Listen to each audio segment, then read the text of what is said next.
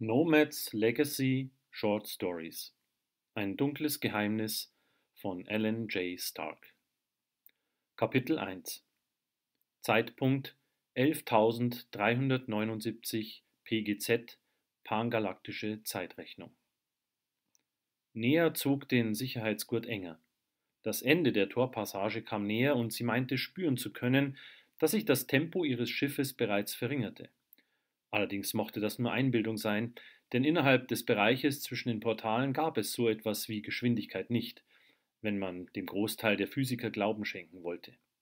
Was auch immer sich in diesem Tunnel zwischen den Welten abspielte, entzog sich den Gesetzmäßigkeiten der vertrauten Realität. Sonden, die man während einer Passage auf den Weg brachte, verschwanden auf Nimmerwiedersehen oder lieferten keine brauchbaren Daten.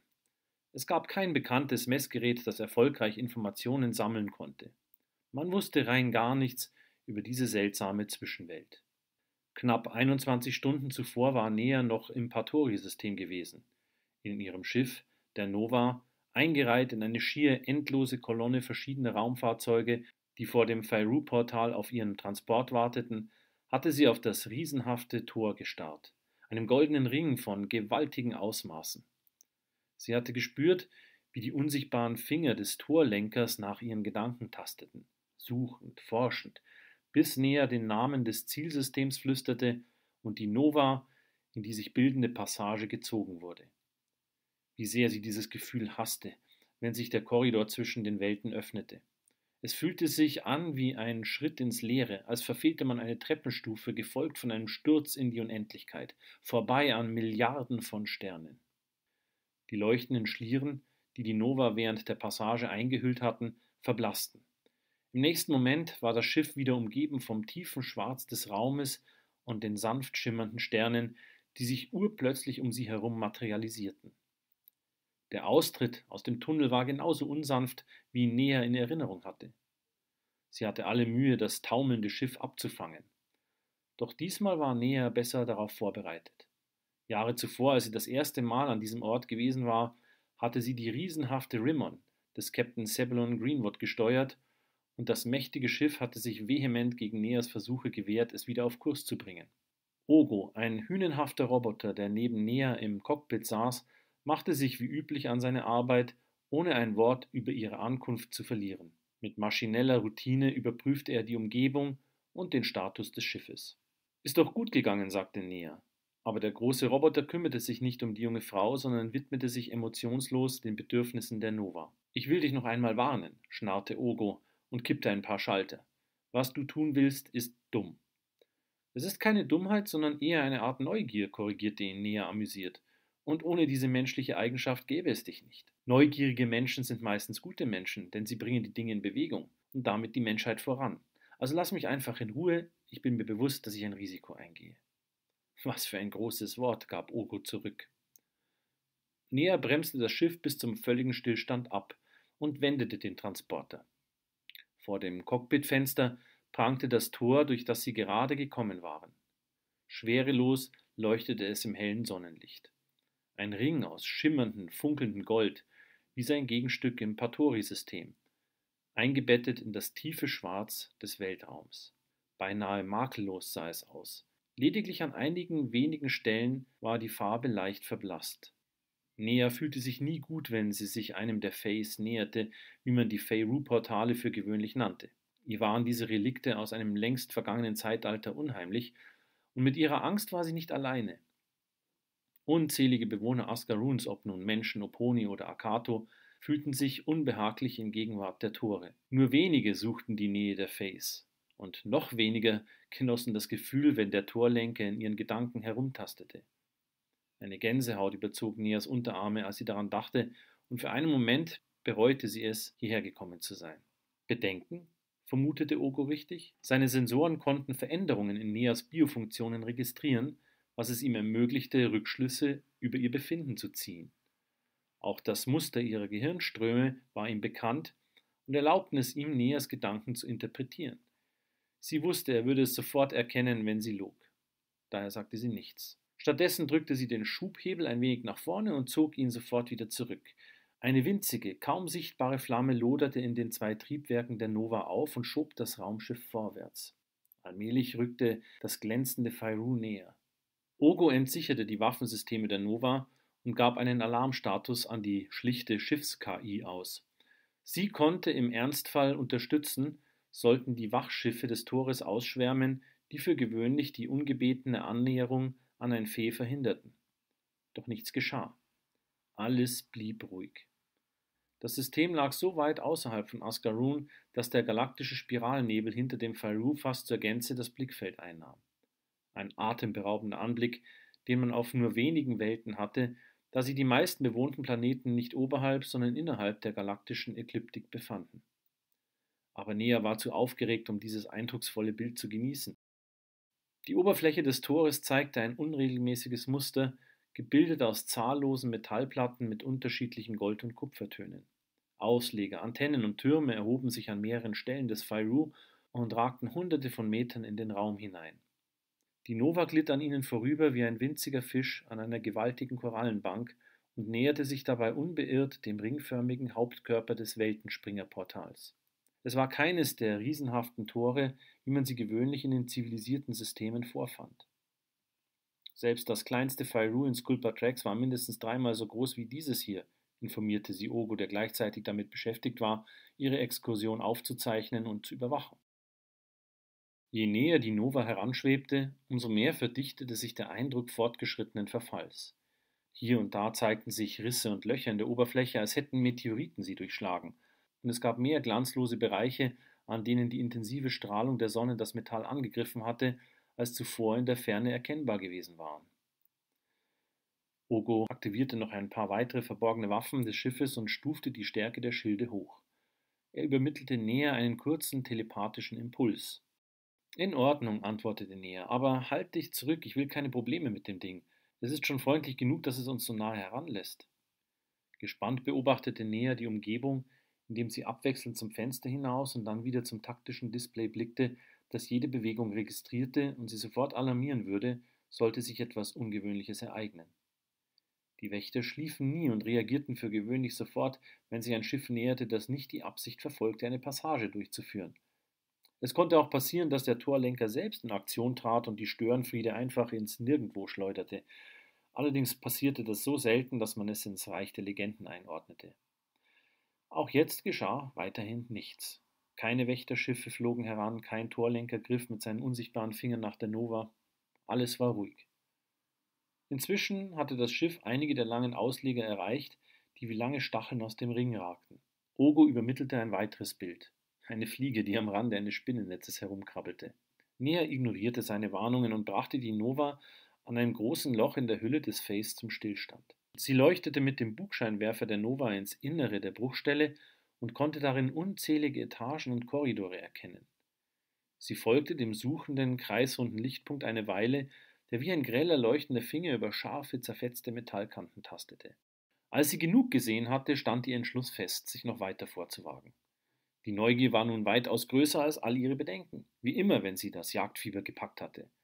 Es war der Punkt gekommen, an dem sie keine Zweifel mehr haben durfte.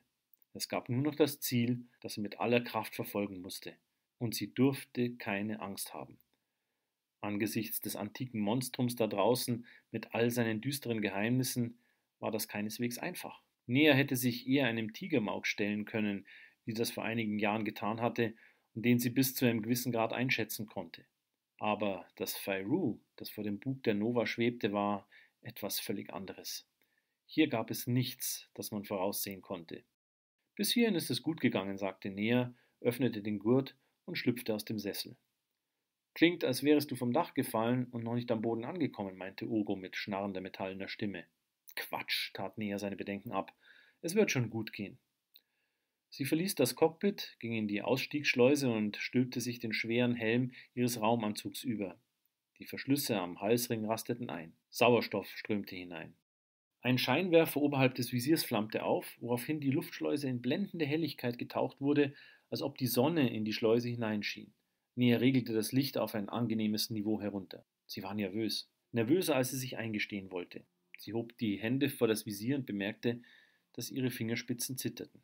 Die beiden Probe-Pistolen an ihrer linken und rechten Hüfte betastend, vergewisserte sie sich über deren sicheren Sitz. Die vertrauenserweckende Kompaktheit der Waffen gab Nea ihre Selbstsicherheit zurück. Schon oft hatten ihr die zuverlässigen Progues das Leben gerettet. Die altertümlichen Rail-Pistolen verschossen Metallpartikel, die mit hoher Energie auf ihre Ziele trafen.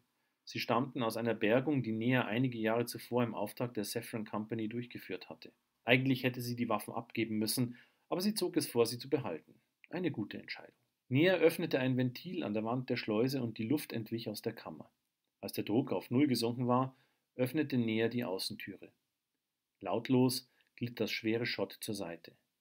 Das sanft glühende Gold des Fairue nahm Neas gesamtes Blickfeld ein, als sähe sie in das Innere einer Schmelzgrube. Ihres Wissens nach war noch nie jemand so nah an ein Tor herangekommen, ohne angegriffen zu werden. Noch viel unwahrscheinlicher war es, dass es jemals einem Menschen vor ihr gelungen sein mochte, ins Innere eines der Portale vorzudringen. Und noch war es nicht sicher, ob es ihr vergönnt sein würde. Ihr Herz schlug in einem Anflug von Furcht so heftig, dass sie glaubte, es würde aus ihrem Brustkorb springen. Aber die Neugierde zu erfahren, was sich im Inneren des Fairue befand und welche Mysterien es darin zu ergründen gab, besiegte die aufkeimende Angst. Nea griff an ihren Gerätegürtel und aktivierte den Raketenrucksack. Winzige Gaswölkchen kräuselten sich aus den Düsenöffnungen und beförderten die junge Frau sanft aus der Nova hinaus. Gekonnt steuerte Nea das Loch an, das sich wie der zahnbewehrte Rachen eines Mutaba-Haies vor ihr auftat. An der Kante angelangt, hielt sie für einen Moment inne. Dann holte sie tief Luft und schwebte an den messerscharfen Rändern vorbei, hinein ins Innere der gewaltigen Maschine. Kapitel 2 Sogleich umfing sie Dunkelheit. Mühsam bohrte sich der Strahl ihres Helmscheinwerfers in die beinahe stofflich wirkende Finsternis. Sie verstärkte die Intensität ihrer Lampe und konnte erkennen, dass sie in eine große Halle gelangt war. Der Boden war nicht für die Füße eines Menschen oder irgendeiner anderen Kreatur geschaffen. Niemand hätte darauf gehen können, ohne sofort zu stolpern, sich die Beine zu brechen oder sonst wie zu verletzen. Auch die Wände und Decken bestanden aus einer unüberschaubaren Menge von Zahnstangen, Rollen, Ketten und Drahtseilen. Offenbar Transportwege für Maschinen, die sich mit Zahnrädern, Greifern oder Ähnlichem fortbewegten. Nea sah, dass die Gestänge an mehreren Stellen verbogen oder aus der Verankerung gerissen worden waren. Ketten und Drahtseile hingen schwerelos und unbewegt im Raum wie Seegras in einem stillen Teich. Womöglich hatte ein Meteor das Fae durchschlagen und diese Verwüstungen angerichtet. Etwa in der Mitte der Halle tat sich ein kreisrundes Loch auf, das in eine lichtlose Tiefe hinabführte. An der Decke öffnete ein entsprechendes Gegenstück seinen Rachen. Nea glitt über den schauerlichen Schlund hinweg und leuchtete in die Tiefe hinab. Nach wenigen Metern versickerte der weiße Lichtkegel in der Schwärze. Nea rollte sich auf den Rücken und der Lichtstrahl beschien die Decke der Halle.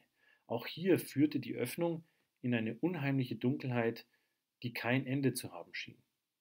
Nea versuchte die Dimensionen der Räumlichkeiten abzuschätzen und kam zu dem Schluss, dass es sich um Einmündungen zu einem zentralen Korridor handeln musste. Bestimmt durchlief dieser den gesamten Ring. Durch diesen Tunnel würde es möglich sein, jeden Bereich des gigantischen Gebildes zu erreichen. Da er sie aber nie behagte, irgendwohin hinabzusteigen, wie in eine Gruft, entschloss sie sich, den Deckenzugang zu benutzen. Jedenfalls hatte sie sich entschieden, diese Richtung oben zu nennen. Sie platzierte einen erbsengroßen Sender an dessen Eingang, um damit einen Ankerpunkt für den computergenerierten Ariadne-Faden zu setzen, und flog hinein. Nea flog höher und höher. Dabei durchquerte sie einige Male ähnliche Räume wie jenen, in dem sie in den Schacht eingestiegen war. Ihre Welt bestand nun nur noch aus wenigen Metern, die die Lampe vor ihr erhellen konnte. Eine Umgebung aus Rohren, Schächten, Schatten und endloser Schwärze. Die Dunkelheit begann ihr nach und nach auf das Gemüt zu drücken. Sie war schon oft in dunklen, engen Räumen auf Suche nach Artefakten gegangen und sie litt auch nicht an Platzangst. Trotzdem begann sie sich schlechter und schlechter zu fühlen. Düstere Bilder kamen in ihren Gedanken auf, Albtraumbilder, Visionen, die sie einst in einem Fiebertraum gehabt hatte. Als Kind war sie einmal in einem finsteren Keller gefangen gewesen und hatte in der Dunkelheit allerlei Untiere, Monster und Geister vermutet, die ihre Tentakel und Krallen nach Nea ausstreckten. Jetzt ging es ihr ähnlich. Irrationale Ängste stiegen in ihr auf. Ihr Atem ging schwer, der Puls erhöhte sich. Ermüdet klammerte sich Nea an ein Kabel an der Wand und hielt inne. Sie begann ein kurzes Gedicht zu rezitieren, wie sie das von ihrem Ausbilder gelernt hatte, um ihre Angst zu überwinden. So unerwartet einsam ging ich unter des Mondes hellem Schein. Die Nebel kamen, wallten, wogten, wie ein düstres Schattenspiel. Am kühlen Wege hüllten sie mich ein, mich zu begleiten waren sie gekommen. So leicht und mühelos tanzten wir im Schnee des Abends. Damit gelang es ihr, ihre Gedanken wieder zu ordnen. Simru Amayev wäre jetzt sehr mit ihr zufrieden gewesen. Jener strenge, hagere Lehrer mit seiner ausgeprägten Falkennase und dem durchdringenden Blick, der so oft mit ihr geschimpft und sie eine nichtsnutzige Göre genannt hatte. Seinen Bedenken zum Trotz hatte sie es zu etwas gebracht und war nun der beste Scout der Saffron Company, ausgerüstet mit einem eigenen Schiff und einer beachtlichen Anzahl gefangener oder getöteter Fremdorganismen. Sie war so gut, dass ihr Vorgesetzter Sam Blumfeld, der für sie so etwas wie ein Vater war, ihn des Öfteren gebeten hatte, sie aus der Springertruppe zu nehmen. Zu oft wurden ihre Dienste angefordert und sie musste angefangene Arbeiten liegen lassen, die Sam ihr zugeteilt hatte. Abgesehen davon, dass er in ihr eine geschickte Mechanikerin gefunden hatte, war sie ein noch besserer Scout, der sich bei der Bergung von Schiffen und der Jagd nach gefährlichen Parasiten als äußerst fähig erwiesen hatte. Sam entbehrte Nea nur ungern, denn ein ebenbürtiger Ersatz war nur schwer zu finden. Nea hätte zu gern gewusst, welche Quoten Simru Amaye vorweisen konnte und ob sie ihn vielleicht schon überflügelt hätte. Es half ihr ein wenig, bei diesen Gedanken zu verweilen und ihre Emotionen wieder in den Griff zu bekommen. Nach einigen Minuten fühlte sich Nea besser, löste sich von dem Kabel, an dem sie sich festgehalten hatte, und schwebte weiter. Die Zeit verging, ohne dass sich die Umgebung bedeutend veränderte. Überall nur Schächte und höhlenartige Korridore. Ihren Ausflug in das Innere eines Sprungtores hatte sie sich eigentlich aufregender vorgestellt. Bisher empfand sie es nur als ermüdend, bedrückend und langweilig. Was für ein unfruchtbares Unternehmen das wohl werden wird, flüsterte Nea. Sie konnte zwar nicht genau sagen, was sie erwartet hatte, aber leere Schächte, Gänge und Korridore gehörten nicht dazu. Unvermittelt kreuzte ein greller Lichtstrahl ihren Weg. Er fiel waagerecht in die Schwärze hinein wie eine schimmernde Lanze und bildete einen glimmenden Fleck auf dem goldenen Metall der Schachtwand. Nea stellte fest, dass es Sonnenlicht war, das durch eine schmale Öffnung in die Röhre einfiel. Es war ein kleiner Verbindungsschacht, der in einen hell erleuchteten Raum zu führen schien. Neugierig spähte Nea hinein und sah Teile eines großen Saales, der die sakrale Feierlichkeit eines Tempels oder einer Kirche ausstrahlte. Durch die hohen, schmalen Fenster floss das Sonnenlicht herein. Wände, Boden und Decke glommen in einem weichen Widerschein. Nea meinte, unterhalb der Öffnung eine Reihe von Sitzen sehen zu können. Nach links und rechts liefen sie an der Wand entlang.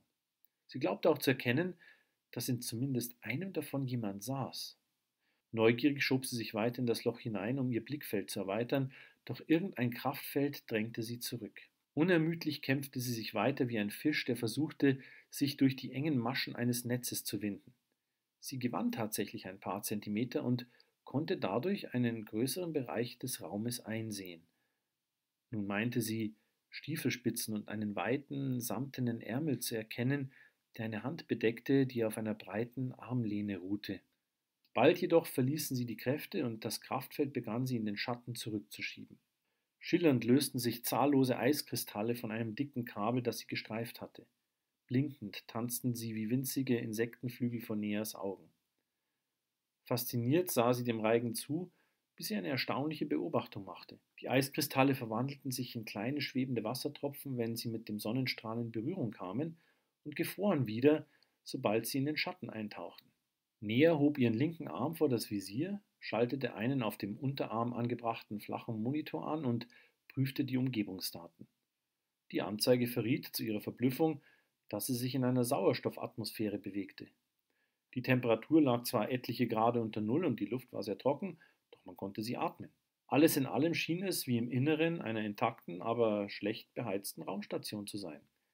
Wie ist das bei all den Beschädigungen überhaupt möglich, ging es ihr durch den Sinn. Nea zögerte eine Weile, schloss dann die Augen und öffnete das Visier. Kälte legte sich auf ihr Gesicht und kroch wie langsam fließendes Wasser in das Innere ihres Raumanzugs. Bedächtig sog die junge Frau die Luft durch die Lippen und öffnete die Augen. Sie blinzelte in die Dunkelheit hinein und machte dann einen tiefen Atemzug. Die Kälte und der frische Geruch erinnerten näher an einen klaren, eisigen Wintermorgen. Sie schaltete das Sauerstoffgerät ab und beobachtete, wie sich weiße Dunstwölkchen vor ihrem Mund bildeten. Daraufhin wendete sie sich wieder dem kleinen Loch zu und sah abermals in den Raum dahinter. Sie wollte in den Saal hineinrufen, aber irgendetwas hielt sie davon ab. Zwar hatte sie den Ruf schon in der Kehle, aber er blieb dort stecken. Dergleichen war ihr schon oft passiert. Es lag für gewöhnlich an der Furcht vor der eigenen Stimme, welche die Stille störte. Doch diesmal schien es etwas anderes, das sie zögern ließ, ein Gefühl von Gefahr. Es war besser, nicht entdeckt zu werden. Warum sollten die Bewohner eines Fae andere Motive haben als die Wächterschiffe, die alles vernichteten, was sich dem Portal näherte? Vorsichtig stieß sie sich von der Wand ab und glitt erneut nach oben in die Düsternis. Und wieder zog sich ein dunkler Schatten über ihr Gemüt. Es war, als senke sich der Staub all der Jahrtausende, die dieses Tor existierte, mit einem Mal auf sie herab, um sie zu erdrücken. Eine tonnenschwere Last aus Emotionen und Erinnerungen. Das Feyru erschien ihr wie ein sterbender, allmählich verfallender Körper, dem langsam und lautlos das Leben entwich. Es schwand dahin. Träge, ohne zu widerstehen, ergab es sich fügsam und geduldig dem unnachgiebigen Tod. Nea glaubte, sie wäre schon seit Stunden unterwegs gewesen. Aber als sie stehen blieb, um ihre Position zu überprüfen, war sie nur wenige Meter weit gekommen. Sie konnte sich erinnern, einige Male abgebogen zu sein. Grundlos hatte sie den Hauptkorridor verlassen und war in den schmalen Schächten umhergeirrt, und das hatte bestimmt Zeit verbraucht. Offenbar war ihr jedes Zeitgefühl abhanden gekommen. Während Nea lautlos dahinflog, begannen ihre Sinne wieder schärfer zu werden, als wären die Finger der Faust, die sie gefangen genommen hatte, müde geworden, um ihr die Gelegenheit zur Flucht zu bieten. Sie nutzte diesen Moment und jagte den Hauptkorridor entlang. Plötzlich vernahm sie ein Geräusch, laut und durchdringend wie das Kratzen von Metall auf Metall. Sie hielt erneut inne und lauschte. Stille. Aber das mochte nichts bedeuten. Als sie den Tigermauk gejagt hatte, der sich in den Resten eines alten Wracks eingenistet hatte, war sie knapp mit dem Leben davongekommen. Und das nur, weil sie es fertig brachte, einen Moment länger auszuharren, als es die Geduld des Raubtiers vermochte, das sich bewegte und damit verriet. Die Anspannung wuchs. Nea begann zu schwitzen und das Geräusch ihres Atems kam ihr unangenehm laut vor wie das Fauchen einer Katze. Es würde sie verraten. Früher oder später. Bestimmt wurde sie schon von wachsamen Augen beobachtet. Auch der Tigermauk damals hatte sie schon fast sicher gehabt, hatte sie beobachtet und ihren Sinn mit den Bildern einer veränderten, manipulierten Realität überflutet. Bilder eines Dschungels, in dem er sein Abbild ausradiert und die verfälschte Sicht in Neas Sinn übermittelte. Beinahe wäre sie ihm direkt in die Fänge gelaufen, hätte sie die Spiegelung des kauernden, katzenartigen Wesens nicht in einem Teich entdeckt, das sich im gleichen Augenblick sprungbereit machte. Offenbar war dem Tier das Prinzip der Lichtbrechung nicht bekannt. Wohl deshalb hatte er sein Spiegelbild nicht aus dem Gedankenbild gelöscht, das er in Neas Gehirn projizierte. Nea schüttelte den Kopf. Sie durfte nicht zu viel an Vergangenes denken. Sie war nun einmal hier im Inneren eines Feyru und wurde beobachtet. Nea spähte in die Dunkelheit, aber nichts rührte sich. Noch immer war alles still und unbewegt. Sie wartete etwa eine Minute ab, dann noch eine, um sicher zu sein, dann endlich flog sie weiter. Bald verbreitete sich der Schacht. Die Wände flohen vor ihr nach allen Seiten in das Dunkel hinein. Neas Scheinwerfer beleuchtete die Weite nur spärlich. Der Tunnel begann sich blasenförmig zu erweitern. Die Wände flohen vor ihr nach allen Seiten in das Dunkel hinein. Eine schier unermessliche Anzahl ovaler Nebenschächte mündete in diesen Ort hinein. Die Kammer wirkte bedrohlich, geradezu feindselig.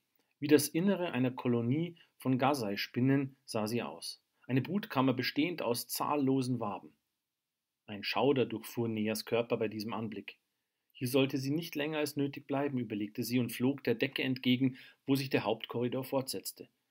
Doch dann stoppte sie abrupt und horchte in die Leere hinein. Wieder dieses metallische Kreischen, das unzählige Male von den Wänden hin und her geworfen wurde. Dann wiederum Stille, der ein Stampfen und Poltern folgte wie dumpfe Trommelschläge. Das Geräusch näherte sich rasch und schien aus einem der schauerlichen Löcher zu dringen. Nea verspürte den heftigen Drang, sich schleunigst aus dem Staub zu machen und zündete die Raketen. Ihre Angst machte Nea ungeschickt. Schneller als beabsichtigt schoss sie in den Hauptschacht hinein. Sie prallte schmerzhaft gegen die Wand, einmal, zweimal. Dann geriet sie heftig ins Trudeln. Mit Mühe brachte sie ihren Flug wieder unter Kontrolle, schlug jedoch hart gegen eine wuchtige Ausbuchtung, die wie ein Buckel aus der Wand ragte und die Röhre verengte. Er brachte Neas Flug zu einem abrupten Ende. Sie trudelte auf der Stelle wie ein schwereloses Kreisel. Nea begann das Bewusstsein zu verlieren. Sie sah noch, wie Lichter aufflammten, deren Quelle sie nicht bestimmen konnte, und den Gang in ein trübes Gelb tauchten, das direkt aus der Luft zu kommen schien. Nea nahm diese Veränderung gerade noch wahr, bevor sie in eine Ohnmacht hinwegdämmerte und das näher kommende Rumpeln verhallte in ihren Ohren. Unvermittelt glitt Nea hinüber in einen absonderlichen Traum. In ihren Gedanken formten sich Bilder von Trommeln. Große, klobige Hände schlugen darauf, bis die Bespannung zerriss. Als der Donner verebbte, breitete sich Stille aus. Eine bedrohliche Ruhe wie vor einem Unwetter. Neas Blick heftete sich an das zerfetzte Leder. Spinnen quollen aus dem Riss hervor. Entsetzt wandte sich Nea ab. Sie lief über eine endlose, glänzende schwarze Steinplatte. Winzige Sternchen glitzerten darin, als wären es kleine Diamanten. Dann sah sie einen großen, goldglänzenden Ring vom Himmel herabfallen und mit einem hellen metallischen Pling vom dunklen Boden abprallen. Kurz darauf stürzte noch einer herab, dann ein weiterer, bald darauf ein ganzer Schauer, und schließlich brach ein wahrer Hagel goldener Ringe von unterschiedlicher Größe auf Nea herab. Das helle Klimpern wurde unerträglich. Sie presste die Hände auf ihre Ohren, doch es war wirkungslos. Wie mit Nadeln stach das metallische Prasseln in ihre Trommelfelle. Sie schrie auf. Sofort war Nea hellwach. Sie wagte nicht, sich zu bewegen. Ohne den Kopf zu drehen, untersuchte sie lediglich mit ihren Augen den Raum um sich herum ab. Ihr Atem ging flach. Ihre Finger zitterten nicht, nur ihr Puls hatte sich beschleunigt, aber seltsamerweise war sie weit davon entfernt, die Nerven zu verlieren. Dieses Gefühl von Ruhe und Gelassenheit, in der alle Furcht von ihr abfiel, war Nea nicht neu. Ihr Körper hatte sich auf die Jagd eingestellt. Das Ergebnis intensiven Trainings. Das Licht war noch immer an, auch sonst glaubte sie alles unverändert. Alles schien noch so wie vor ihrer Ohnmacht. Dennoch beschlich sie das seltsame Gefühl, nicht mehr alleine zu sein. Schließlich bemerkte sie ein sternförmiges Gebilde links von ihr, das den Gang mit dünnen, abgespreizten Beinen versperrte. Zuerst dachte sie, es sei der Propeller eines Lüftungssystems. Aber als sie den Kopf drehte, um einen besseren Blick zu haben, erkannte sie die Silhouette eines achtbeinigen Maschinenwesens, das sich mit seinen ausgestreckten Gliedmaßen in den Tunnel gespreizt hatte. Je länger sie das Ding betrachtete, umso mehr Details konnte sie erkennen. Ein dicker, runder, silberner Leib bildete das Zentrum dieser Gestalt. Der zuckte einmal heftig in dem Moment, in dem Nea den Kopf bewegt hatte, und pendelte auf und ab, begleitet von einem surrenden Geräusch, als würde ein Computer hochgefahren. Zangen klappten mit einem Schnappen hervor, fassten ins Leere und zogen sich wieder zurück. Nea wurde den Eindruck nicht los, dass ihr dieses Ding den Rücken zuwandte, obwohl sie nicht zu erkennen vermochte, was vorne und hinten war. Doch sie war sich ziemlich sicher, dass es über sie hinweggelaufen sein musste, als sie das Bewusstsein verloren und den kurzen, seltsamen Traum gehabt hatte. Nun verharrte es dort, wo es augenscheinlich Neas Fährte verloren hatte. Es horchte und lauerte. Nea schob ihre rechte Hand langsam zu einer ihrer Probe-Pistolen und schloss die Finger um den Griff. Diese winzige Bewegung genügte, um sie zu verraten.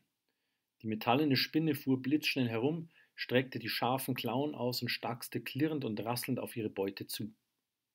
Nea wurde von der Maschine wie ein Ball weggetreten und wirbelte davon. Wieder und wieder schlug sie gegen die Wände und fing sich schmerzhafte Prellungen ein. Die Spinne folgte ihr, hangelte sich an Vorsprüngen und Rohren durch den Korridor. Die Scherenhände schnitten in die Luft, als sie erneut an Nea vorbeirannte. Nea krallte sich an einer Verstrebung fest und beobachtete, wie das Ungetüm quietschend und rasselnd zum Stehen kam. Hakenförmige Klauen gruben sich in das Metall der Wände. Dann hing das Geschöpf wieder reglos in der Röhre mit weit von sich gespreizten Beinen. Es schien, als müsse es sich erneut orientieren. Der Leib wippte abermals auf und ab, zuckte und zitterte, und die scharfen Greifer schnappten mehrmals ins Leere.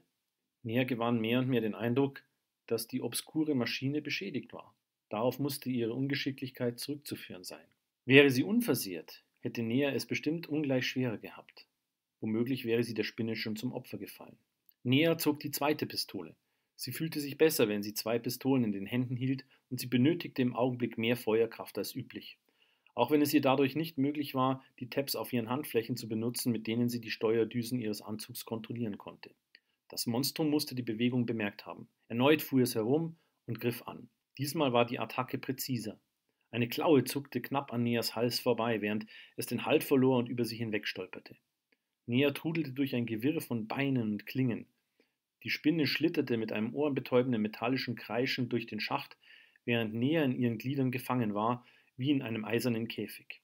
Unvermittelt rutschte sie durch eine Lücke und purzelte über den Boden des Schachtes. Sie brachte es fertig, auf die Beine zu kommen und klemmte sich zwischen ein paar Röhren in der Schachtwand. Das Knäuel aus metallischen Gliedern rollte weiter durch den Schacht. Nea nutzte die Gelegenheit, zielte mit beiden Pistolen und drückte mehrmals ab. Die Partikelgeschosse tauchten den Raum in gleißende Helligkeit. Der Rückstoß riss Nea aus ihrer Position und schleuderte sie fort. Dann folgte das Krachen von Explosionen. Grelle Blitze zeichneten bizarre Schatten an die Wände. Nea schlingerte benommen durch den Raum und prallte krachend gegen einen Träger. Wenn mich dieses Ding nicht umbringt, tadelte sich Nea, dann werde ich das wohl noch selbst machen. Hastig versuchte sie, den Blick wieder auf den Angreifer zu bekommen und zappelte wie eine wild gewordene Marionette durch die Luft, bis sie eine Vertiefung in der Wand ergreifen konnte. Mit den Beinen stemmte sich Nea in den Spalt zwischen zwei Wandsegmenten und erlangte so erneut einen einigermaßen sicheren und festen Stand. In dieser Position erwartete sie einen weiteren Angriff. Eine graue Rauchwolke bauschte sich in der Schwerelosigkeit. Flammen züngelten kräuselnd zu den Seiten weg wie Irrlichter. Sie krochen lodernd die Wände entlang, schlängelten sich als glimmende Nebelschwaden über Leitungen und Rohre, bis sie erloschen. Als sich der Rauch verzog, hing ein eigenartig verrenktes Metallknäuel in der Luft. Ein absonderliches Gewirr aus verbogenen Gliedmaßen. Zum Teil waren sie geschmolzen, zum Teil wie zäher Honig auseinandergeflossen und in dieser Form erstarrt. Der runde Leib der Spinne zeigte ein rauchendes Loch, aus dem hin und wieder helle, knisternde Funken aufstoben. Nea löste sich von der Wand und flog über die scharfkantigen Trümmer hinweg, die Pistolen in den Fäusten weiter auf den Gegner zielend. Die Scherenhände der Spinne schnellten hervor, schnitten in die Luft und zogen sich wieder zurück. Nea schwebte über den furchterregenden Körper hinweg, der langsam, gewichtlos wie eine Feder, in einem sanften Luftstrom zu kreisen begann. Nea gab mehr Schub auf die Düsen und ließ die Kreatur hinter sich. Sie schwebte weiter, den Schacht entlang, und wenig später erlosch das geisterhaft quellenlose Licht. Wieder flog Nea eine Zeit durch das Dunkel und durchquerte Hallen und Säle. Kein Sonnenstrahl erhellte das Schwarz. Die Dunkelheit wurde immer dichter und im gleichen Maße begann sich auch Neas Stimmung wieder zu verdüstern. Das Atmen fiel ihr schwer, als hätte man sie in einen zu engen Körperpanzer gesteckt. Seltsam trübsinnige Gedanken beunruhigten sie. Immer öfter verharrte sie und starrte melancholisch in die Leere. Es war, als wollten sie die Wände erdrücken und sie einschließen wie in eine stählerne Gruft. Mehr und mehr sank Nea der Mut. Sie wurde müde und schläfrig. Die schweren Augenlider zu heben kostete sie viel Kraft und Mühe. Ein Lied kam es Nea in den Sinn. Du musst ein Lied singen. Das hatte ihr Sam einmal erklärt, als er sie zum Scout ausbilden ließ. Ein Lied kann Wunder wirken, wenn du müde wirst, meinte er. Es kann Ängste vertreiben und richtet den Sinn auf etwas anderes aus, als auf die Furcht, auch wenn es nur Blödsinn ist. Dornröschen schlaf nicht ein, erinnerte sich Nea an ein altes Kinderlied, das ihr einst ihr Großvater beigebracht hatte. Könnte es nicht auch etwas anderes sein, fragte sie sich, irgendetwas Aktuelleres? Seltsam, dass ich mich nur daran erinnern kann. Aber irgendwie passt es ja, überlegte sie. Damit begann Nea die einfache Melodie zu summen und den Text leise zu singen. Du sollst mein Glücksstern sein. Wann wirst du endlich meines sein? Du sollst mich immer und für alle Zeiten leiten und begleiten. Du bist mein Talisman, mein Himmelslicht. Ich bin in deinem Bann gefangen, du fesselst mich. Seitdem ich dich gefunden, seitdem du mich gebunden, werden Stunden zu Sekunden, fliegt die Zeit dahin. Du sollst mein Glücksstern sein. Eigenartigerweise funktionierte es. Neas Nerven beruhigten sich. Zwar blieb eine gewisse Angst, aber von Panik war sie weit entfernt. Ein wenig Begleitmusik wäre nicht übel, überlegte sie und zündete mit Getöse den Raketenrucksack. Ohrenbetäubendes Jaulen erfüllte die Luft, als sie den Schacht hinaufraste. Der Scheinwerfer an ihrem Helm brachte zwar nicht mehr die Kraft auf, die Nacht zu durchdringen, aber irgendwie beunruhigte es Nea nicht, beinahe blind ins Ungewisse zu jagen. Das Adrenalin schoss in ihre Adern. Die Müdigkeit verflog. Wie ein dahineilender Fisch in einem riesigen nächtlichen Bach schoss Nea davon. Der frostige Flugwind stach ihr ins Gesicht, bis sie plötzlich wieder zur Vernunft kam. Was ist denn mit mir los, wunderte sie sich. Zuerst bin ich bis zum Tode betrübt, dann genügt ein kleines Liedchen, um mich in beste Stimmung zu bringen. Nea kam sich vor wie eine Sprungfeder, die man zusammengepresst und dann unvermittelt wieder losgelassen hatte. Eine Weile flog sie mit weniger Schub weiter und gelangte unvermittelt in einen großen, hellen Raum. Die Halle wirkte erhaben und würdig wie der Thronsaal einer Burg des großen Zeitalters. Die Sonne strahlte durch eine Arkade hoher, schmaler Fenster in den großen Raum hinein. Sie reichten mindestens 12 Meter bis zur hohen Decke hinauf und liefen in Spitzbögen aus. Die Sonne war wunderschön in dieser Einfassung, und das umso mehr, da Nea meinte, sie schon seit Tagen nicht mehr gesehen zu haben. Das betörende Licht legte sich warm auf Neas Gesicht. Sie tauchte darin ein wie in ein goldenes Bad. Als würde sie geschoben, ging Nea auf das Licht zu. Ihre Umgebung begann sich zu wandeln. Ihr war, als sähe sie einen hellblauen Himmel, gesprenkelt mit weißen, flockigen Wolken. Die Sonne stand über einem türkisfarbenen Meer. Ein angenehmer Wind strich über ihre Haut und barg in sich den Duft von Salz und Seegras. Schaumbekränzte Wellen spülten an den Strand, benetzten Neas nackte Füße. Sie fühlte den Sand unter den Fußsohlen nachgeben, wenn die Welle ihre Füße umspielte. Es kitzelte. Der Anblick, der Geruch und die Geräusche versetzten Nea zurück in ihre Kindheit. Zurück an einen wunderbaren Sommertag am Strand von Surania. Damals hat ihr Vater noch gelebt und sie war nicht älter als 5 Jahre alt gewesen. Einer der wenigen entspannten Tage, an denen ihr Vater bereit gewesen war, all seine erfolglosen Geschäfte ruhen zu lassen und seine Sorgen zu vergessen. Nea erinnerte sich genau. Alles schien ihr vertraut. War da nicht eine Stimme, die sie rief, ins Wasser zu kommen? Erst wie ein fernes Echo, das sich kaum gegen das Donnern der Brandung behaupten konnte, doch schnell wurden die Worte immer klarer und deutlicher. Schwimme in diesem wundervollen Ozean. Die Stimme war weich und freundlich. Schwebe zwischen seinen warmen Wellen. Nea zögerte. Doch wie um sie zu ermutigen, rollte ein schäumender Brecher heran, überschlug sich, fiel rauschend in sich zusammen und erfasste brausend ihre Füße. Sprudelnd und zischend stieg das Wasser bis zu ihren Knien hinauf. Als es zurückfloss, zog es fordernd an ihren Beinen. Der Sog war so kraftvoll, dass Nea unwillkürlich einen Schritt nach vorne tat. Erschrocken griff sie nach dem Fensterrahmen und war in der nächsten Sekunde wieder zurück in der Realität.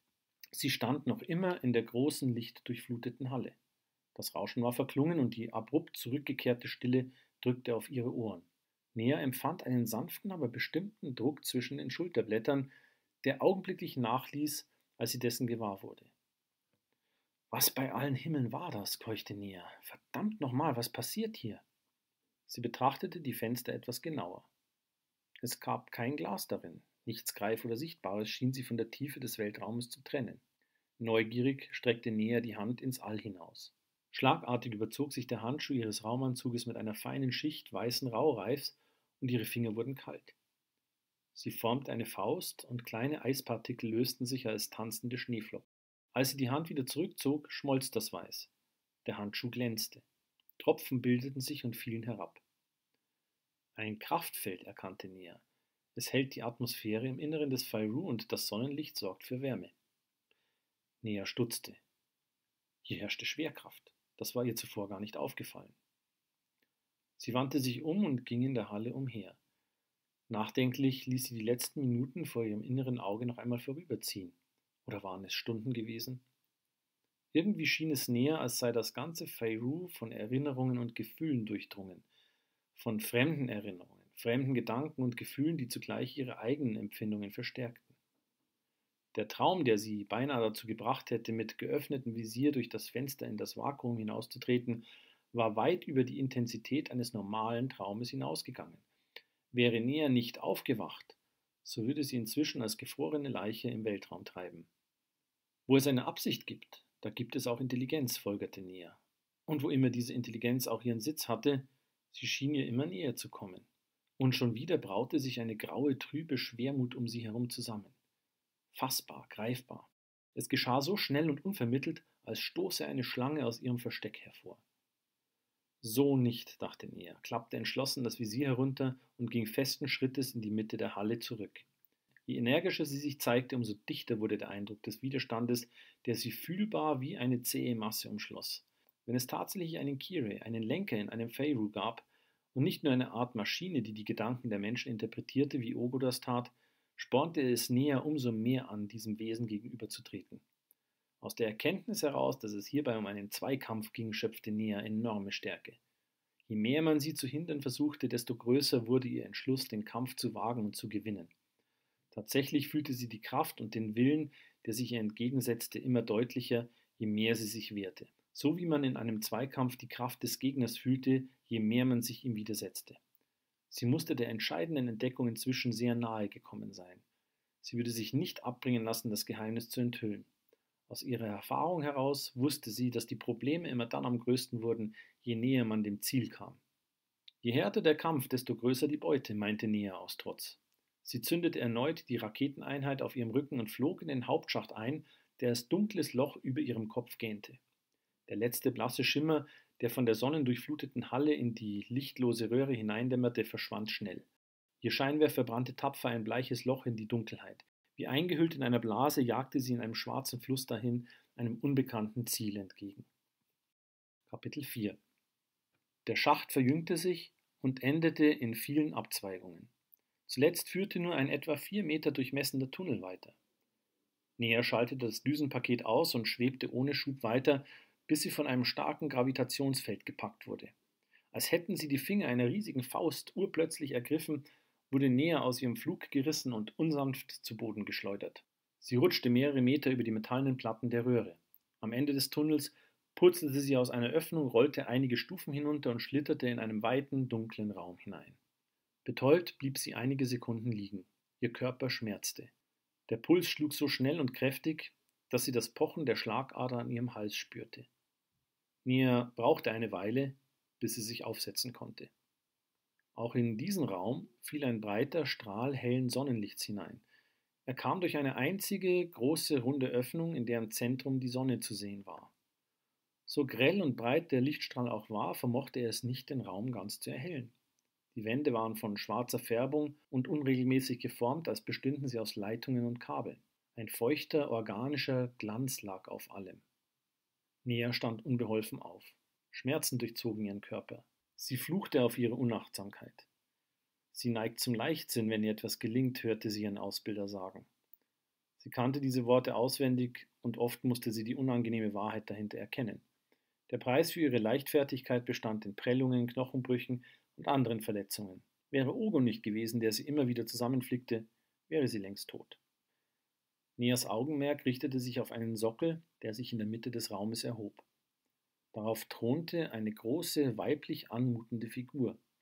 Sie saß da, die Augen geschlossen, wie in sich gekehrt, ins Innere blickend, meditierend. Sie schien ganz aus dunklem Gestein geformt zu sein.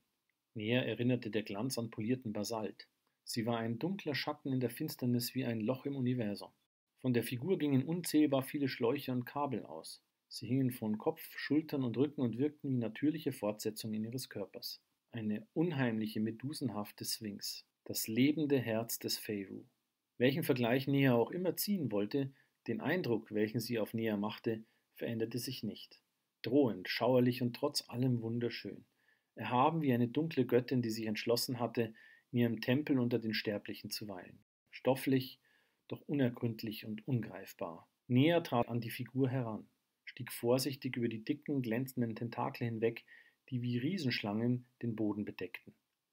Sie näherte sich, bis sie weitere filigrane Einzelheiten an der Figur erkennen konnte. Die hoch aufragende Statue hatte unter einer fingerdicken, glasharten und transparenten Schicht einen dunklen Kern. Nea stellte sich auf einen Oberschenkel der Figur, stellte sich auf die Zehenspitzen und war nun auf Gesichtshöhe mit der Sphinx. Es war ein weibliches Gesicht, das da unter der kristallenen Schicht zu erkennen war.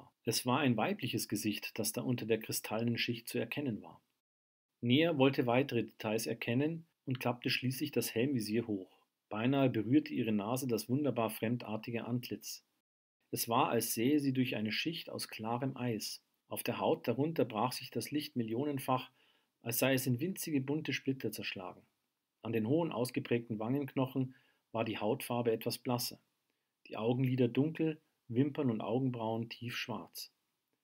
Immer mehr Details wurden erkennbar, als tauche die Kreatur aus einem tiefen, dunklen Schatten ans Licht empor. Plötzlich schlug die Gestalt die Augen auf. Nea war vor Entsetzen wie gelähmt. Ihr Mund öffnete sich, doch es kam kein Schreckenslaut über ihre Lippen. Zuerst war der Blick der Sphinx gerade ausgerichtet, an Nea vorbei, direkt in die Sonne hinein, die durch das runde Fenster in die Kammer schien. Langsam aber wandten sich die dunklen Pupillen Nea zu. Der Blick war durchdringend und tief wie das Weltall selbst, kalt und zugleich brennend wie das Feuer von 1000 Sonnen. Ein Wort bohrte sich in Neas Kopf wie ein Nagel, der mit einem Schlag in ihre Stirn getrieben wurde. Du? Nea machte einen unbedachten Schritt nach hinten, trat ins Leere und stürzte zu Boden. Eilig rappelte sie sich wieder auf und entfernte sich, rückwärts stolpernd und vor Furcht zitternd. Die angsteinflößenden Augen verfolgten jede ihrer Bewegungen. Ihre Blicke trafen sich wie zwei Klingen, die im Kampf gekreuzt wurden, und Nea, die ihre Augen nicht abzuwenden vermochte, ließ sich ungewollt auf eine Kraftprobe ein. Ihr Geist rang danach standzuhalten, doch sie war zu schwach, als dass es ihr hätte gelingen können. Das Wesen jedoch war stark und mächtig, ihr Blick gebieterisch, durchdringend und gehärtet in der stillen Glut unzähliger Zeitalter. Endlich schlug Nea die Hände vor das Gesicht und sank auf die Knie. Sie wollte schreien, doch ihre Kehle war wie zugeschnürt. Nur ein leises Schluchzen kam hervor. Sie krümmte sich und begann zu wimmern. Tränen liefen über ihre Wangen. Sie wusste nicht, was ihr die heißen Tränen in die Augen trieb. Angst war es seltsamerweise nicht. Es kam eher einem Glücksgefühl nahe. Würde sie nun gänzlich den Verstand verlieren oder war er ihr schon abhanden gekommen? Fühlte es sich so an, wenn man verrückt wurde? Lange saß sie so da, nachdenklich und presste die Hände auf ihre Augen. Doch ob sie es wollte oder nicht, langsam hob sie den Kopf, spreizte die Finger und spähte zwischen ihnen hindurch. Unwillkürlich drängte es näher, den Blick auf die erschreckende Skulptur zu fokussieren, so wie eine Kompassnadel gezwungen wurde, sich auszurichten. Nea stutzte, denn die schrecklichen Augen, kraftvoll und durchdringend wie zwei Sonnen, waren wieder geschlossen, der Welt abgekehrt und erneut eingetaucht in einen ewig währenden Traum. Hab doch keine Angst, Kleines, hörte Nea eine Stimme in ihrem Kopf sagen. Bisher scheinst du mir sehr mutig zu sein.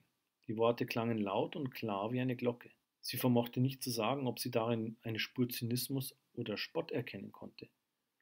Ohne Zweifel war es die Sphinx mit dem Medusenhaupt, die zu ihr sprach, die Lenkerin des Tores, eine Kirai, ausgestattet mit der Fähigkeit, ihre Worte direkt in Neas Gedanken fließen zu lassen. Ich kenne dich besser, als du denkst, fuhr die Sphinx fort, und Nea meinte ein Lachen zu hören. Aber ich frage mich, ob du dich noch erinnern kannst. An mich und all den Spaß, den wir hatten, vor so vielen 1000 Jahren. Nia wusste nicht, was sie darauf antworten sollte, und selbst wenn, ihre Zunge lag wie ein Stein in ihrem Mund. Sie brachte keinen Ton über ihre Lippen, stattdessen starrte sie die Torlenkerin schweigend an, während das Herz in ihrer Brust vor Aufregung hämmerte. Ich will dir etwas zeigen, sagte das Wesen schließlich. Du wirst sehen, wir kennen uns. Dass ich mich irre, ist nahezu ausgeschlossen. In diesem Augenblick verschwamm Neas Umgebung zu einem Wirbel aus Licht und Schatten. Es war, als wäre Nea in einen Tornado aus Licht und Dunkelheit geraten, der sie in eine andere Dimension zu schleudern schien.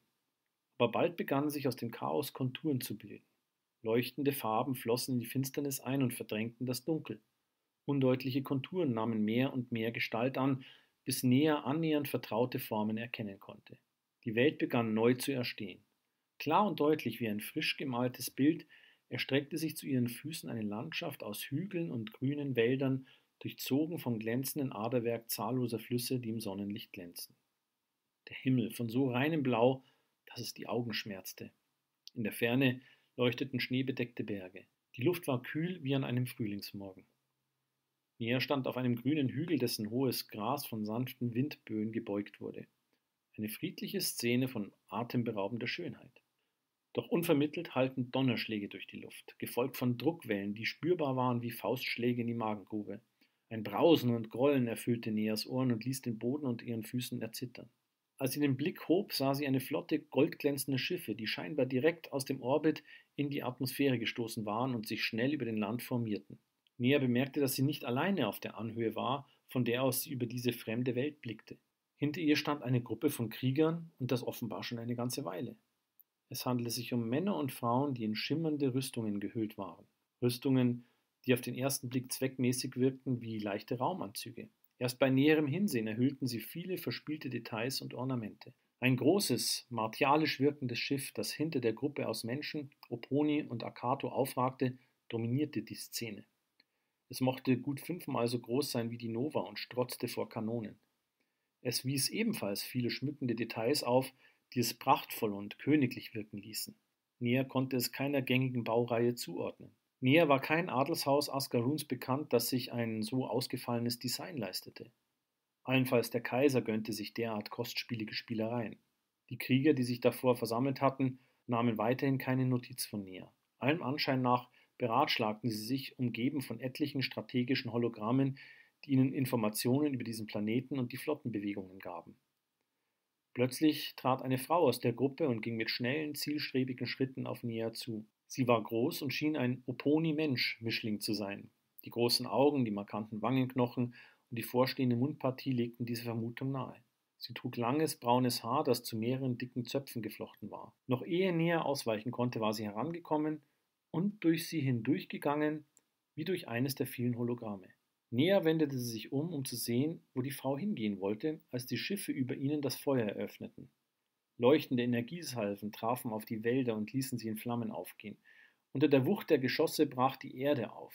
Künstliche Strukturen kamen zum Vorschein, ein komplexes Höhlensystem voller Raumschiffe und verschiedenartigsten Kriegsgerät. Die meisten von ihnen wurden unter Fels, Geröll und Erde begraben, als die Höhlensysteme kollabierten. Doch einigen von ihnen gelang der Start. Schnell stiegen sie in die Höhe und erwiderten das Feuer. Sie konnten gehörigen Schaden anrichten, obwohl sie etliche Treffer einstecken mussten und viele brennend zu Boden stürzten. Auch eines der großen Schiffe aus der Flotte, welche die große Halboponi augenscheinlich befehligte, fiel vom Himmel wie ein lodernder Komet. Die Szene wechselte.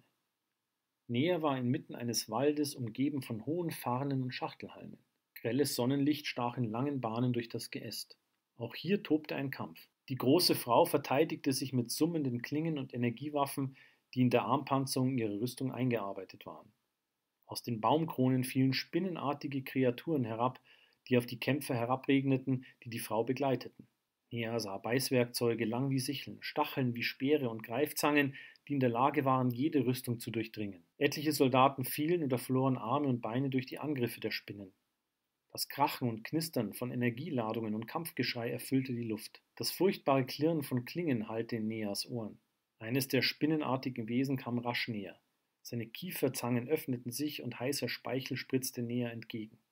Sie war außerstande zu reagieren. Fasziniert starrte sie auf das silbrig schillernde Tier, als die Halboponi dazwischen trat und der Kreatur die Klinge zwischen etlichen Augenpaaren in den Schädel trieb. Abermals wechselte das Bild. Nea stand nun im Staub einer roten Wüste, über der ein blauer Himmel leuchtete. Die Sonne brannte, die Luft war stauberfüllt. Am Horizont strebten die schlanken Türme einer Stadt in die Höhe, weiß wie Elfenbein. Sie lag unter einem glitzernden Schutzschirm, der gerade zusammenbrach. Die Salven einer Flotte über der Stadt trafen die Gebäude und viele der Türme stürzten ein. Wie im Zeitraffer sank die Stadt in Trümmer, bis nur noch ein qualmender Berg aus Schutt übrig war. Als Nea sich umblickte, sah sie die große Frau im roten Sand stehen, umgeben von den Trümmern zahlloser Raumschiffe, den rauchenden Wracks von Bodenfahrzeugen und anderem Kampfgerät. Viele ihrer Soldaten lagen tot im Wüstensand. Dazwischen die Körper insektoider Kreaturen. Eine blonde Frau stand neben der Kriegerin. Auch sie war in eine schimmernde Rüstung gehüllt, golden und mit Ornamenten geschmückt. Nea konnte das Gesicht nicht erkennen. Die sinkende Sonne stand grell leuchtend über dem Horizont und blendete Neas Augen. Erneut wurde die Welt umgestaltet und Nea fand sich in einer gigantischen Halle wieder. Es musste sich um einen Hangar handeln, denn zu ihrer Rechten staffelten sich Reihen schwerer Kampfschiffe, Jägern und Transportern. Zu ihrer Linken gähnte ein gewaltiges Schott, durch das sie auf einen schimmernden grünen Planeten hinabblicken konnte. Nea erkannte, dass in der ersten Reihe einer riesigen Legion von Kriegern stand, die in glänzenden Harnischen Aufstellung bezogen hatten. Sie sah Banner und Feldzeichen mit reich geschmückten Symbolen. Adler, Greife, Drachen, Löwen und anderes Getier prangten darauf in dicken Stickereien.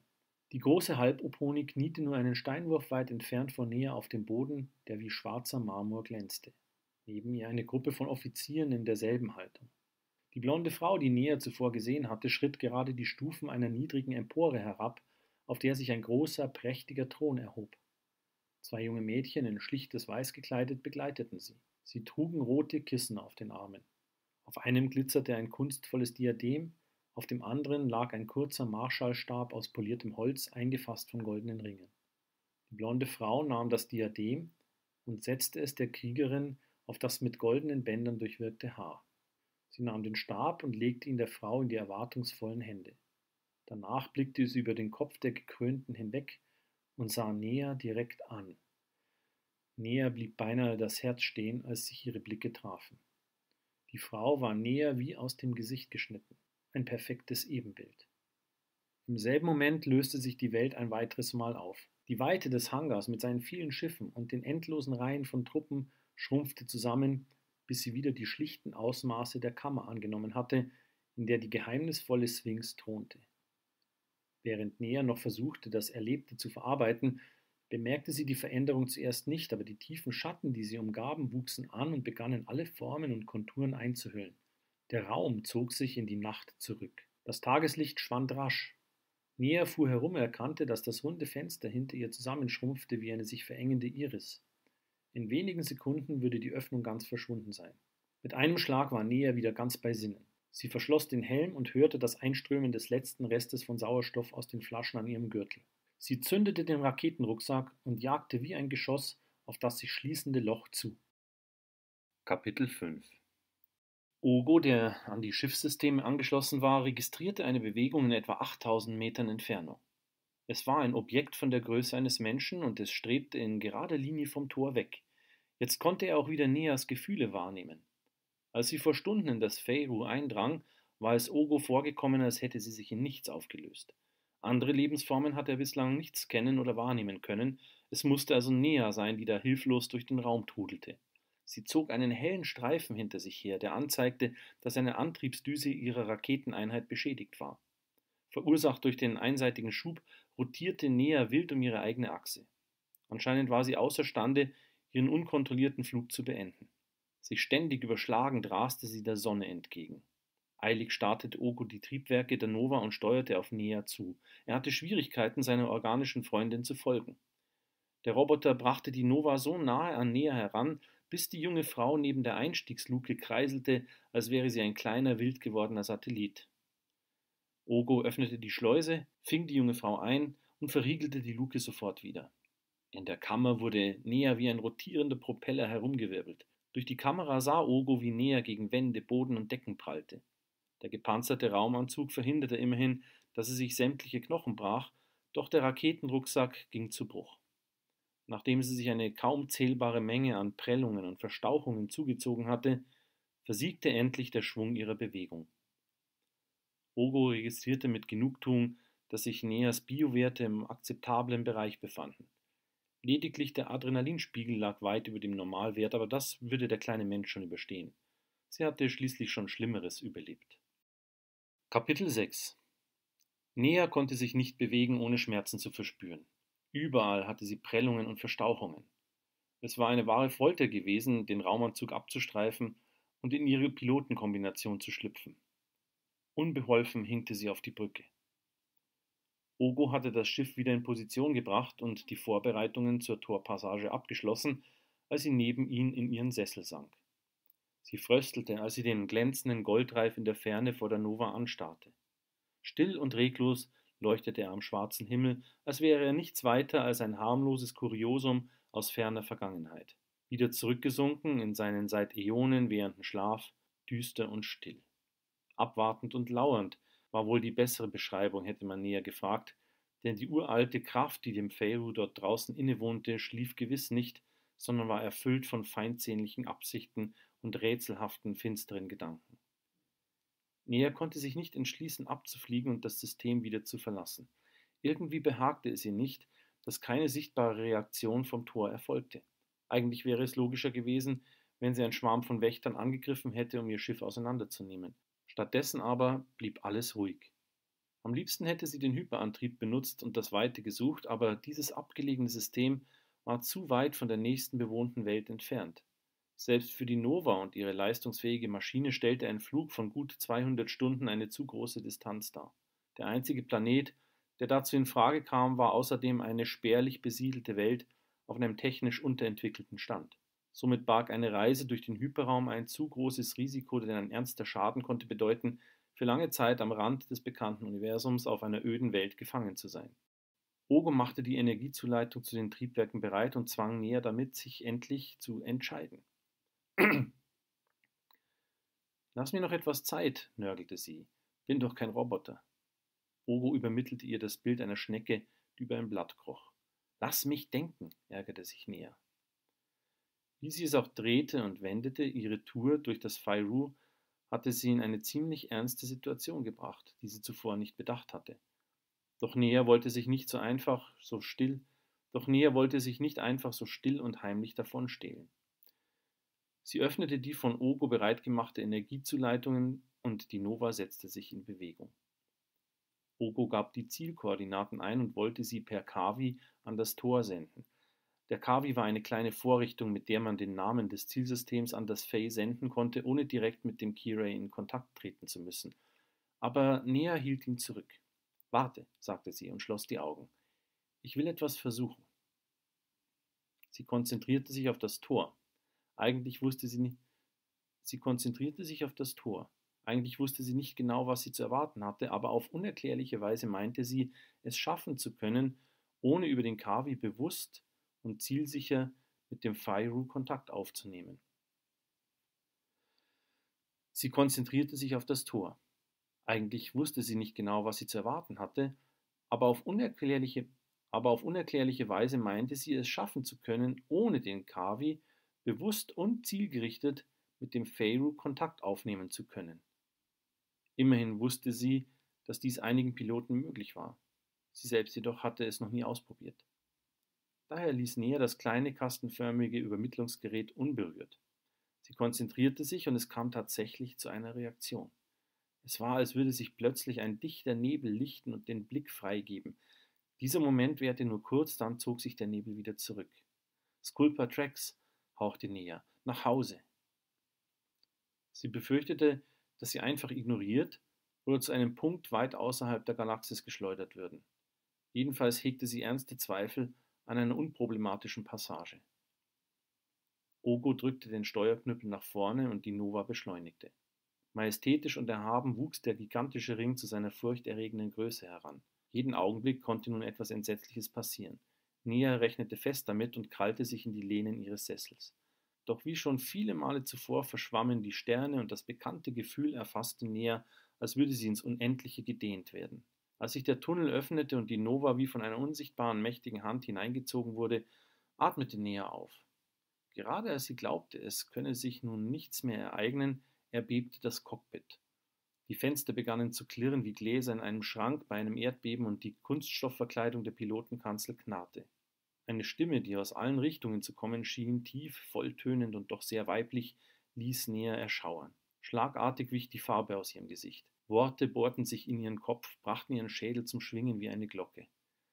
Tu das nie wieder. Nea versteinerte voller Furcht und wagte nicht, sich zu bewegen. Ihr ganzer Körper verkrampfte sich vor Angst. Vorsichtig sah sie zu Ogo hinüber, der wie gewöhnlich seinen Routinearbeiten nachkam und offensichtlich nichts Ungewöhnliches bemerkt hatte. Er drehte den Kopf in ihre Richtung. Deine Biowerte sind angestiegen, stellte er fest. Gibt es Gründe, beunruhigt zu sein?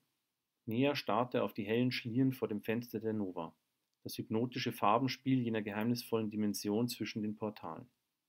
Ich hoffe, wir kommen heil zu Hause an, meinte sie beklommen. Doch die Nova trieb unbehelligt dahin, um nach gut 21 Stunden im Normalraum von Sculpa Trax zu materialisieren. Eines der 9 Tore, die es im Skutra-System gab, so nannte man Sculpa Trax für gewöhnlich, hatte die Nova ausgespuckt. Jetzt reihte sich das Schiff in die endlose Kolonne von Raumfahrzeugen ein, die aus allen Teilen der Galaxis in das überfrequentierte Hafenweltsystem einreisten. Nea betrachtete das Feyru, aus dem sie gerade gekommen waren, durch den Monitor der Optiken am Heck des Schiffes. Groß und eindrucksvoll schwebte es vor den Sternen. Anders als das Fae, in dessen Eingeweiden Nea gerade herumgeirrt war, strotzte dieses hier geradezu von Leben und Kraft.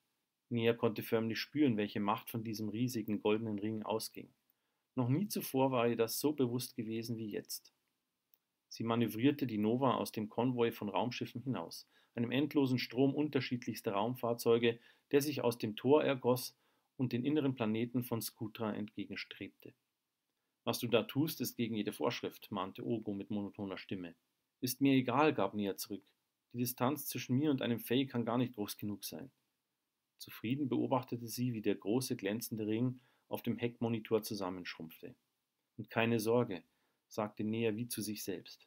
Ich werde keinen von euch Lenkern je wieder in seinen Träumen stören.